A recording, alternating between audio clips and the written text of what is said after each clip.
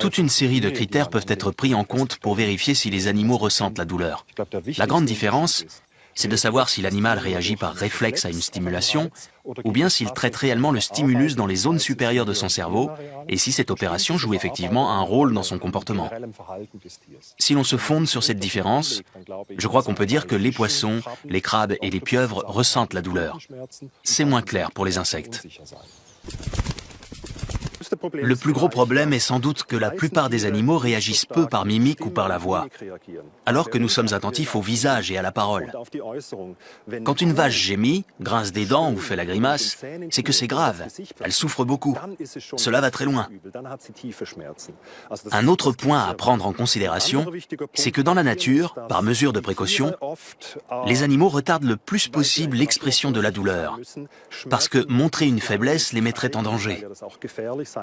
Leur comportement n'est pas aussi explicite que le nôtre, qui sommes très protégés, ou celui des animaux de compagnie, qui veulent attirer notre attention. Quelle est votre position en ce qui concerne notre comportement vis-à-vis des animaux domestiques ? Prenez les cochons, par exemple, qui sont des animaux intelligents et sensibles. On commence par les castrer. Dans bien des pays, cela se fait encore sans anesthésie. Puis, ils passent leur vie dans des cachots sombres et étroits, la seule issue étant l'abattoir. Voilà pourquoi je suis devenu végétarien. Je ne mange pas de viande et plus de poisson non plus, depuis que j'ai fait cette étude sur la douleur et l'intelligence chez les poissons.